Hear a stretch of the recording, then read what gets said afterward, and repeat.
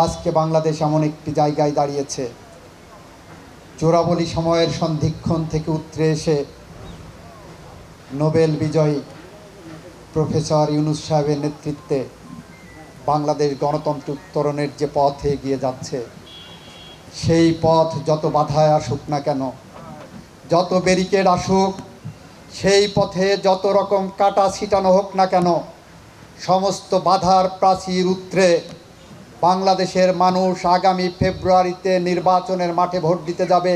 এটাই বাংলাদেশের মানুষের সামাজিক চুক্তি,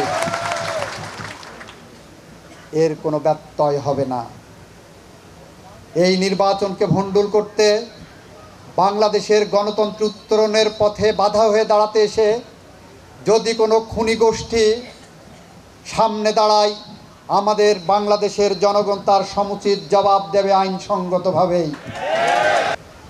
সাংবিধানিকভাবে সরকার পরিবর্তনের সমস্ত পথ যখন রুদ্ধ হয়ে গিয়েছিল, তখন জুলাই বিপ্লবের শহীদরা তাদের জীবন দিয়ে সেই হাসিনা সরকারকে পালিয়ে যেতে বাধ্য করেছে।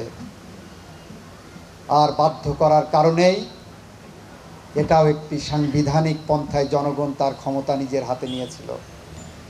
জনগণ তার ক্ষমতা নিজের হাতে নিয়ে রাজপথ থেকে ডিক্টেট করেছে তার প্রধান উপদেষ্টা কে হবেন, রাজপথ থেকে ডিক্টেট করেছে তার প্রধান বিচারপতি কে হবেন, রাজপথ থেকে ডিক্টেট করেছেন বাংলাদেশ কিভাবে শাসিত হবে, বাংলাদেশের আগামী সরকার কিভাবে গঠিত হবে, কোন প্রক্রিয়ার মধ্য দিয়ে নির্বাচন হবে। এইগুলো কিন্তু আমাদের রাজপথের ডিক্টেশন থেকে এসেছে।